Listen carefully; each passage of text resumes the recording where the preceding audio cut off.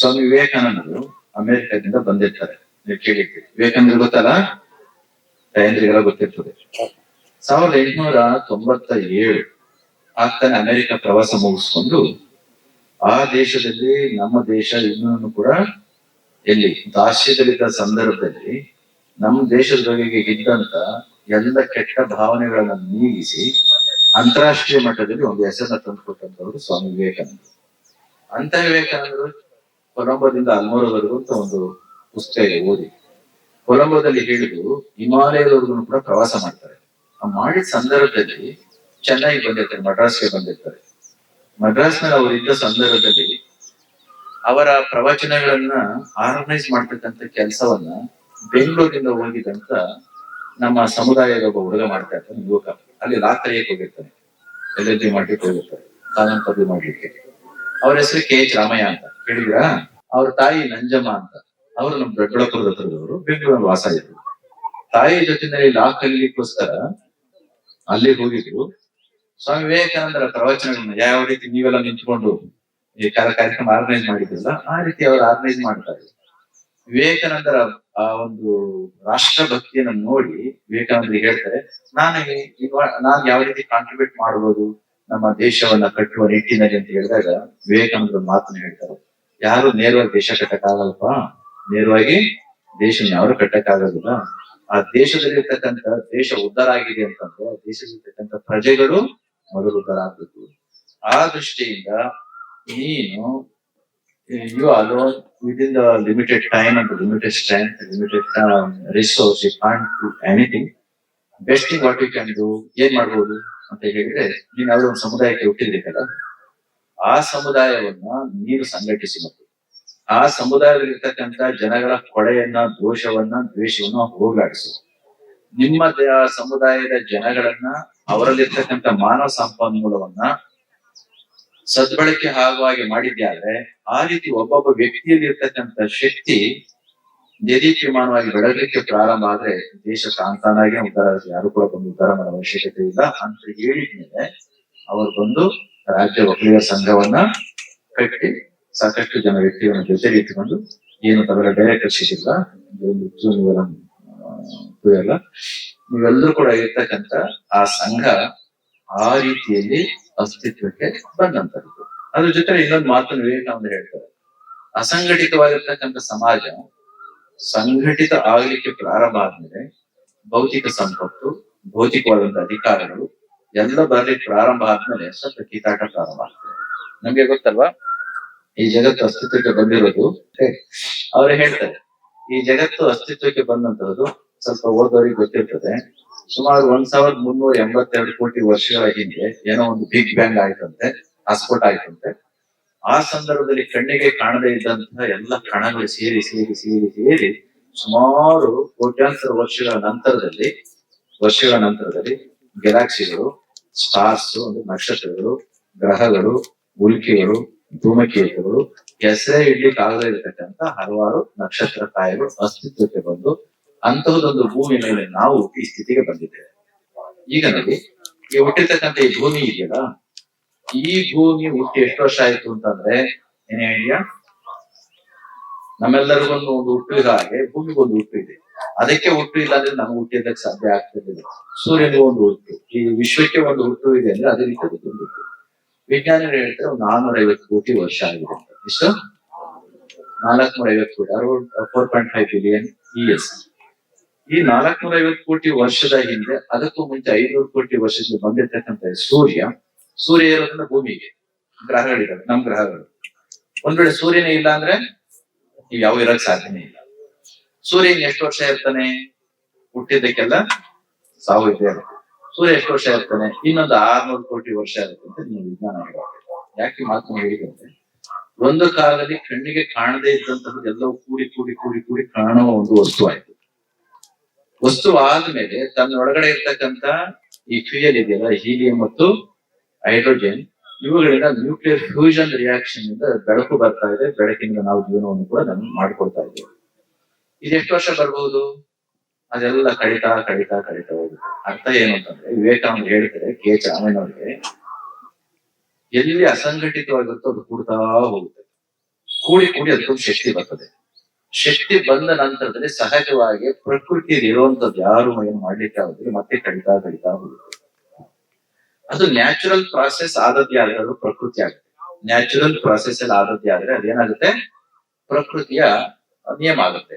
ಆದ್ರೆ ಕೆಲವೊಂದ್ಸಲ ಏನಾಗುತ್ತೆ, ಅದು ಅನ್ಯಾಚುರಲ್ ಆದದ್ದೇ ಆದ್ರೆ ಅದು ಪ್ರಕೃತಿ ಆಗಿದ್ರೆ ವಿಕೃತಿ ಆಗುತ್ತೆ. ಈ ಮಾತನ್ನ ಅವರು ಹೇಳ್ತಾರೆ, ಯಾವಾಗ ನಿಮ್ಮವರಿಗೆ ಅಧಿಕಾರಗಳು ಬರ್ತದೋ, ಶಕ್ತಿ ಬರ್ತದೋ, ಸಂಪತ್ತು ಬರ್ತದೋ, ಶ್ರೀಮಂತಿಕೆ ಬರ್ತದೋ, ಆಗ ಸಹಜವಾದ ಕ್ರಿಯೆ ಆಗೋದಿಲ್ಲ, ಅದು ಬೇರೆ ರೀತಿಯಲ್ಲಿ ಆಗೋದ್ರಿಂದ ಅದಕ್ಕೆ ಒಂದು ಹಿಡಿದಿರ್ತಕ್ಕಂಥ ಕಾರ್ಯ ಬೇಕು ಅಂತಂದ್ರೆ ನಿಮ್ಗೆ ಒಂದು ಧಾರ್ಮಿಕವಾಗಿರ್ತಕ್ಕಂಥ, ಆಧ್ಯಾತ್ಮಿಕವಾಗಿರ್ತಕ್ಕಂಥ ಒಂದು ಶಕ್ತಿ ಬೇಕಾಗುತ್ತೆ. ಅದಕ್ಕೆ ನಿಮ್ಮ ಕೇಂದ್ರ ಒಕ್ಕಲಿಗರ ಸಂಘವನ್ನ ಸಂಘ ಸ್ಟಾರ್ಟ್ ಮಾಡ್ತೀರಾ, ಇದರ ಜೊತೆಗೆ ಧಾರ್ಮಿಕವಾಗಿರ್ತಕ್ಕಂಥ ಒಂದು ಸಂಘವು ನಿಮ್ಗೆ ಇರಬೇಕು ಅಂತ ವಿವೇಕಾನಂದ ಅವ್ರಿಗೆ ಹೇಳಿಕೊಟ್ಟದ್ರ ಪ್ರಯುಕ್ತ ಅಂದಿಗೆ ಸಣ್ಣ ಪ್ರಮಾಣದಲ್ಲಿ ನಡೀತಾ ಇದ್ದಂತ ನಿಮ್ಮ ಚುಂಚನಗಿರಿ ಮಠವನ್ನ ಇಷ್ಟರ ಮಟ್ಟಕ್ಕೆ ಬೆಳೆಸ್ಲಿಕ್ಕೆ ಅಂದು KH ರಾಮಯ್ಯನವರು ಯಾವ ರೀತಿ ಕೇಂದ್ರ ಒಕ್ಕಲಿಗರ ಸಂಘಕ್ಕೆ ಶಕ್ತಿಯನ್ನ ಕೊಟ್ಟು ಅದನ್ನ ಹುಟ್ಟಾಕ್ಲಿಕ್ಕೆ ಸ್ಟಾರ್ಟ್ ಮಾಡಿದ್ರು, ಅಂತಹದೇ ಶಕ್ತಿಯನ್ನ ಮೈಸೂರು ಮಹಾರಾಜರಿಗೆ ತುಂಬಾ ಸನಿಹದಲ್ಲಿ ಇದ್ದದ್ರಿಂದ ಯಾರು KH ರಾಮಯ್ಯನವರು ನಾಲ್ವಡಿ ಕೃಷ್ಣರಾಜ ಒಡೆಯ ಮತ್ತು ಅವರ ಸ್ನೇಹಿತರಿಲ್ಲ, ಅವರಿಬ್ಬರಿಗೂ ಕೂಡ ತುಂಬಾ ಸನಿಹದಲ್ಲಿ ಇದ್ದದ್ರಿಂದ ಅವತ್ತಿಗೆ ನಿಮ್ಮ ಮಠಕ್ಕೆ ಬೇಕಾಗಿರ್ತಕ್ಕಂಥ ಎಲ್ಲ ಶಕ್ತಿಯನ್ನ ಆ ಕಾಲಕ್ಕೇನೆ ಅವರು ತಂದು ಕೊಟ್ಟದ್ರಿಂದ ಅಲ್ಲಿಗೆ ಎರಡು, ಒಂದು ಸಾಮಾಜಿಕ ಸಂಘಟನೆ, ರಾಜಕೀಯ ಸಂಘಟನೆ ಮತ್ತು ಭೌತಿಕವಾಗಿರ್ತಕ್ಕಂಥ ಅಭಿವೃದ್ಧಿಗೆ ರಾಜ್ಯ ಒಕ್ಕಲಿಗರ ಸಂಘ, ಇನ್ನು ಧಾರ್ಮಿಕ ಮತ್ತು ಆಧ್ಯಾತ್ಮಿಕವಾಗಿರ್ತಕ್ಕಂಥ ಒಳನೋಟಕ್ಕೆ ಅದು ನಿಮ್ಮ ಆದಿಚುಂಚನಗಿರಿ ಮಹಾಸಂಸ್ಥಾನ. ಎರಡನ್ನೂ ಕೂಡ ಕಣ್ಣಾಗಿ ಕೊಟ್ಟಂತ ಕೀರ್ತಿ KH ರಾಮಯ್ಯನವರಿಗೆ ಹೋಗುತ್ತೆ. ಇಲ್ಲಿ ನಮ್ ಕೆಲಸ ಏನು, ರಾಜಕೀಯ ಮಾಡಕ್ ನೀವಿದ್ದೀರಿ, ಸಂಘಟನೆ ಮಾಡ್ಲಿಕ್ಕೆ ಅವರಿದ್ದಾರೆ, ರಾಜಕೀಯ ಮಾಡ್ಲಿಕ್ಕಂತೂ ಅದ್ರಿಗೂ ನಮ್ಮ ಸಮುದಾಯದಲ್ಲಂತೂ ಸಾಕಷ್ಟು ಬೇರೊಂದು ಸಮುದಾಯದ ಅಕ್ಕಿಗಳು ಗೊತ್ತಿಲ್ಲ, ಅಷ್ಟೊಂದು ರಾಷ್ಟ್ರದ ಪ್ರಧಾನಿ ಆದಂತಹವರು, ರಾಜ್ಯದಲ್ಲಿ 2 ಬಾರಿ ಮುಖ್ಯಮಂತ್ರಿಗಳಾದಂತಹವರು, ಪ್ರಸ್ತುತ ಡೆಪ್ಯೂಟಿ ಚೀಫ್ ಮಿನಿಸ್ಟರ್ ಆಗಿರುವಂತವ್ರು, ಇವರೆಲ್ಲರಿಗೂ ಕೂಡ ಸಾಕಷ್ಟು ನೀವು ಮಾಡ್ಕೊಡ್ತೀರಿ, ರಾಜಕಾರಣ ನೀವು ಮಾಡ್ಕೊಡ್ತೀರಿ, ನಿಮ್ಮ ಹತ್ರ ಶಕ್ತಿ ನೀವು ಮಾಡ್ಕೊಡಿ. ಆದ್ರೆ ರಾಜಕಾರಣ ಮತ್ತು ಅಧಿಕಾರವನ್ನ ಮಾಡ್ಲಿಕ್ಕೂ ನೀವಿದ್ದೀರಿ. ಎಲ್ಲ ಇರ್ಬೇಕಾದ್ರೆ ಇಂತೆಲ್ಲ ಶಕ್ತಿ ಇರ್ತಕ್ಕಂಥ ಸಮುದಾಯಕ್ಕೆ ಒಂದಿಷ್ಟು ಆಧ್ಯಾತ್ಮಿಕವಾಗಿರ್ತಕ್ಕಂಥ ಶಕ್ತಿ ಭಾವನೆ ಇಲ್ಲ ಅಂತಂದ್ರೆ ಎಲ್ಲವೂ ಇದ್ದು ಈ ರೀತಿಯಲ್ಲಿ ರಾಜಕಾರಣ ಮಾಡ್ಕೊಳ್ಳಿಕ್ಕೆ ನೀವಿದ್ದೀರಿ. ಬಹಳಷ್ಟು ಶಿಕ್ಷಿತವಾಗಿರ್ತಕ್ಕಂಥ ವ್ಯಕ್ತಿಗಳು ನಮ್ಮ ಸಮುದಾಯದಲ್ಲಿದ್ದಾರೆ. ಇನ್ನು ಅಧಿಕಾರ ಮಾಡ್ಲಿಕ್ಕೆ IAS UPS ಎಲ್ಲರೂ ಕೂಡ ಇದ್ದೀರಿ. ಹಾಗಾದ್ರೆ ಮಠದ ಕೆಲಸ ಏನು? ವಿದ್ಯೆ ಕೊಡುವಂಥದ್ದು, ಬುದ್ಧಿ ಕೊಡುವಂಥದ್ದು, ಆಧ್ಯಾತ್ಮಿಕ ಶ್ರದ್ಧೆಯನ್ನು ಕೊಡುವಂಥದ್ದು. ಅದರಲ್ಲಿ ಕೂಡ ಮುಂದಿನ ದಿನಗಳಲ್ಲಿ ತಿಳ್ಕೊಳ್ಳಿ, ಒಂದು ಕಾಲದಲ್ಲಿ ನಾವು ನಮ್ಮ ಕೆಂಪೇಗೌಡ ಹೊಟ್ಟೆನಲ್ಲಿ ಏನಿದೆ, ಕತ್ತಿ ಇದೆ. ನಾವು ಕೆಂಪೇಗೌಡ ವಂಶಸ್ಥರು ಅಂತ ಏನ್ ಕತ್ತಿ ಹಿಡ್ಕೊಂಡು ಓಡಾಡಿ ಗೊತ್ತಾಗುತ್ತೆ, ಏನ್ ಮಾಡ್ತಾರೆ? ಹೌದಾ? ಕಾಲ ಹೋಯ್ತದು. ಆಮೇಲೆ ಮಂದಿ ಈ ಒಂದ್ 2 ದಶಕದವರೆಗೂ ನಾನು ನೋಡ್ತಾ ಇದ್ದೆ, 2 ದಶಕದವರೆಗೂ ನಾನು ನೋಡ್ತಾ ಇದ್ದೆ, ಏನು ಕತ್ತಲ್ಲಿ ದಪ್ಪ ದಪ್ಪ ಎಂತವು ಚೈನ್ಗಳು ಹಾಕೊಂಡು, ನಾನು ಹೇಳ್ತದೆ ಯಾಕೆ ಹಾಕೊಂಡು ಓಡಾಡ್ತೀವಿ?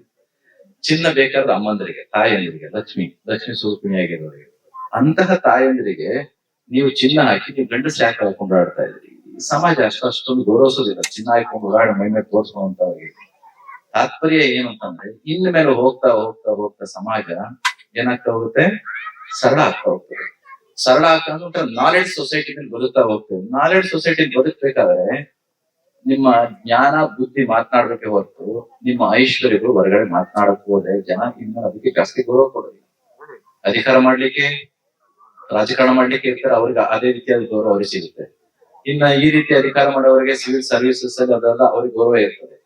ಆದ್ರೆ ಇದರ ಮಧ್ಯದಲ್ಲಿ ಇವರು ಮತ್ತು ಅವರು ನಾವು ಎಲ್ಲರೂ ಕೂಡ ಸೇರಿ ಮಾಡ್ಬೇಕಾಗ್ತಕ್ಕಂಥದ್ದು ಏನಂದ್ರೆ, ನಮ್ಮ ಒಳಗಡೆ ಸಹಸ್ರಾರು ವರ್ಷಗಳಿಂದ ಹುಟ್ಟಿದಂದಿನಿಂದ ಹಾಗೇ ಇರ್ತಕ್ಕಂಥ ಆಧ್ಯಾತ್ಮಿಕ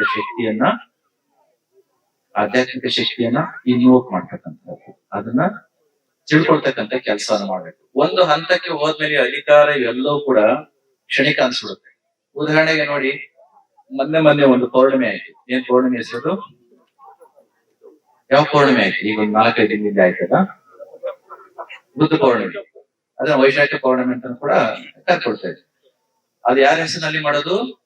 ಬುದ್ಧನ ಹೆಸರಿನಲ್ಲಿ. ಯಾಕಾಗಿ ಆ ದಿನ ತುಂಬಾ ಮುಖ್ಯ? ಯಾರೋ ಒಬ್ಬ ರಾಜನಾಗಿದ್ದ, ರಾಜನ ಮಗನಾಗಿ ಸಿದ್ಧಾರ್ಥ ಹುಟ್ಟಿದ, ಅವನ್ ಚಕ್ರವರ್ತಿ ಆಗ್ಬೋದಾಗಿತ್ತು. ಎಲ್ಲ ಸಂಪತ್ತನ್ನ ನೋಡಿ ನೋಡಿ, ಅಧಿಕಾರವನ್ನ ನೋಡಿ ನೋಡಿ ಸಾಕಾಗಿ ಅವನ್ಗೆ ಇದಿಷ್ಟೇ ಅಂತ ಗೊತ್ತಾಗಿ ಅದನ್ನ ಕೆಳಗಡೆ ಬಿಸಾಡಿ ಇನ್ ಯಾರಿಗ್ ಬೇಕೋ ಅವ್ರು ತಗೊಂಡು ಅವ್ರು ಮಾಡ್ಕೊಳ್ಳಿ ಅಂತ ಹೇಳಿ ಅವ ಏನ್ ಮಾಡಿದ, ರಾಜ್ಯ ಬಿಟ್ಟ, ಸುಂದರವಾದ ಹೆಂಡತಿ ಬಿಟ್ಟ, ಆಗ್ತಾನೆ ಹುಟ್ಟಿದ ಮಗುನ ಬಿಟ್ಟ, ಚಕ್ರವರ್ತಿಯನ್ನ ಬಿಟ್ಟ, ಎಲ್ಲ ಪ್ರಜೆಗಳನ್ನು ಕೂಡ ಬಿಟ್ಟು ಕೊನೆಗೆ ಈ ದುಃಖಕ್ಕೆ, ಸಾವಿಗೆ, ರೋಗಕ್ಕೆ ಯಾವ್ದು ಔಷಧಿ ಕಂಡುಹಿಡಿಬೇಕು ಅಂತ ಹೇಳಿ ಎಲ್ಲ ತ್ಯಾಗ ಮಾಡಿ ಕೈನಲ್ಲಿ ಕತ್ತಿ ಹಿಡಿಬೇಕಾಗಿತ್ತು, ಏನ್ ಬಂತು, ಭಿಕ್ಷಾ ಪಾತ್ರೆ ಬಂತು. ತಲೆ ಮೇಲೆ ಕಿರೀಟ ಇಟ್ಕೊಡ್ಬೇಕಾಗಿತ್ತು, ಏನ್ ಬಂತು, ತಲೆ ಮೇಲೆ ಇರೋ ಕೂದಲು ಕೂಡ ತೆಗೆದುಬಿಟ್ಟ. ಮೈ ಮೇಲೆ ರತ್ನ ಖಚಿತವಾಗಿರ್ತಕ್ಕಂಥ ಚಿನ್ನದ ವಸ್ತ್ರ ಇರ್ಬೇಕಾಗಿತ್ತು, ಎಲ್ಲ ಬಿಟ್ಟು ಕಾಷಾಯ ವಸ್ತ್ರವನ್ನು ಧರಿಸಿದ. ಅರ್ಥ ಏನು, ಇವತ್ತಿಗೂ ಅವನನ್ನ ಪೂಜೆ ಮಾಡ್ತೇವೆ. ಕಾರಣ ರಾಜನ್ ಮಗ ಆಗಿದ್ದ ಅಂತಲ್ಲ, ಎಲ್ಲವನ್ನ ಬಿಟ್ಟ ನಂತರದಲ್ಲಿ ಅವನೊಂದು ಏನೋ ಒಂದಿಷ್ಟು ಸುವಾಸನೆ ಬಂತಲ್ಲ, ಹೂವು ಹರಡಿದಾಗ ಒಂದೇನೋ ಒಂದು ಫ್ರಾಗ್ರೆನ್ಸ್ ಬರ್ತದೆ, ಪರಿಮಳ ಬರ್ತದೆ. ಆ ಪರಿಮಳ ಅಂತಹ ವ್ಯಕ್ತಿಯಲ್ಲಿ ಬಂದದ್ರಿಂದ ನಮ್ಮ ಜನಗಳಲ್ಲಿಯೂ ಅದೇ ಶಕ್ತಿ ಇದೆ, ಅದೇ ಭಕ್ತಿ ಇದೆ. ಇದರ ಮುಖಾಂತರ ಆಧ್ಯಾತ್ಮಿಕವಾಗಿ ನಮ್ಮ ಜನಗಳು ಅರಳದಲ್ಲಿ ಹೋದದ್ದು ಆದ್ರೆ ಮುಂದೊಂದು ದಿನ ನಮ್ಮನ್ನ ಪ್ರಶ್ನೆ ಮಾಡ್ತಾರೆ. ಧಾರ್ಮಿಕವಾಗಿರ್ತಕ್ಕಂಥ, ಆಧ್ಯಾತ್ಮಿಕವಾಗಿರ್ತಕ್ಕಂಥ ಮಠ ಆಗಿಟ್ಕೊಂಡು ನಿಮ್ ಜನಗಳಿಗೆ ಏನ್ ಸಂಸ್ಕಾರ ಕೊಟ್ರಿ, ಹೌದಲ್ಲ? ಇದನ್ನ ಕೇಳ್ತಾರೆ. ಕೇಳೋದಕ್ಕೂ ಮುಂಚೆ ಸಾಕಷ್ಟು ವಿದ್ಯೆ, ಆಧುನಿಕ ವಿದ್ಯೆ ಬರ್ತಾ ಇದೆ. ಇದರ ಮಧ್ಯದಲ್ಲಿ ಆಧ್ಯಾತ್ಮಿಕವಾಗಿರ್ತಕ್ಕಂಥ ವಿದ್ಯೆಯನ್ನ ನಾವು ಪಡ್ಕೊಂಡು ಸ್ವಲ್ಪ ಸ್ವಲ್ಪ ಆಧ್ಯಾತ್ಮಿಕತೆ ಕಡೆಗೆ ಹೋಗ್ತಾ ಆ ನಿಟ್ಟಿನಲ್ಲಿ ನಾವು ಬೆಳೆದದ್ದೇ ಆದ್ರೆ ಸಮಾಜ ಹರಡುತ್ತೆ, ವಿಕಾಸ ಆಗುತ್ತೆ. ಅಂತದೊಂದು ಜವಾಬ್ದಾರಿ ನಿಮ್ಮ ಮಠದ ಮೇಲಿದೆ. ಇನ್ನು ಉಳಿದಂತೆ ಸ್ವಲ್ಪ ಎಜುಕೇಶನ್ ಕೊಡ್ತಕ್ಕಂಥದ್ದು, ಹೆಲ್ತ್ ಕೊಡ್ತಕ್ಕಂಥದ್ದು, ಇಷ್ಟು ವರ್ಷಗಳು ನಿಮ್ಮ ಮಠದ ಸಂಸ್ಥೆಗಳಲ್ಲಿ, ಏನು ಆಸ್ಪತ್ರೆಗಳಲ್ಲಿ, ಅದು ಟೀಚಿಂಗ್ ಹಾಸ್ಪಿಟಲ್ಸ್ ಇದ್ದದ್ರಿಂದ ಕೇವಲ ಪ್ರಿಲಿಮಿನರಿ ಒಂದು ಎಲಿಮೆಂಟರಿ ಡಿಸೀಸ್ ನ ಟ್ರೀಟ್ ಮಾಡುವಂತದ್ದು ಅಷ್ಟೇ ಆಗ್ತಿತ್ತು. ಈಗ ಎಲ್ಲ ಚೆನ್ನಾಗಿರ್ತಕ್ಕಂಥ ಸೂಪರ್ ಸ್ಪೆಷಾಲಿಟಿ ಕೂಡ ನಿಮ್ಮ ಆದಿಚುಂಚನಗಿರಿ ಆಸ್ಪತ್ರೆ ಬೆಳ್ಳೂರಲ್ಲಿ ನಡೀತಾ ಇದೆ.